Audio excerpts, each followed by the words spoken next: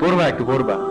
আমি যেটা বললাম এই কথাটা মনে রাখবা, যে বাবা মা বাসা থেকে যে 4,000 টাকা বা 5,000 টাকা পাঠায়, ওই 4,000 টাকা অথবা 5,000 টাকা, 5,000 অথবা 4,000 ঘামের ফোঁটার টাকা ওটা।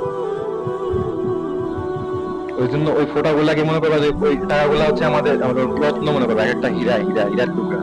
এই টাকাটা কি, যখন তুমি চাকরি যাবা, যখন তুমি বাবা মা যখন যখন তোমার টাকা দিবে না, তখন এই টাকার এই 4 বছরের কথা তোমার মনে হবে যে আসলে এই টাকাগুলা কি ছিল আমার কাছে।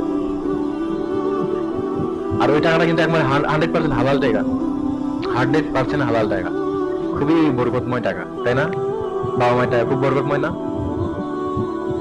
এটা যখন চাকরি ক্ষেত্রে যাবা তখন খুব আফসোস করবো, আরে এত মানে বরকতময় রত্নের একটা জিনিস রাখে, মানে তখন আমি খরচ করে আসছি, তখন আমি কি করছি ওই টাকাগুলো দিয়ে। তো উঠানো হয়েছে? হ্যাঁ।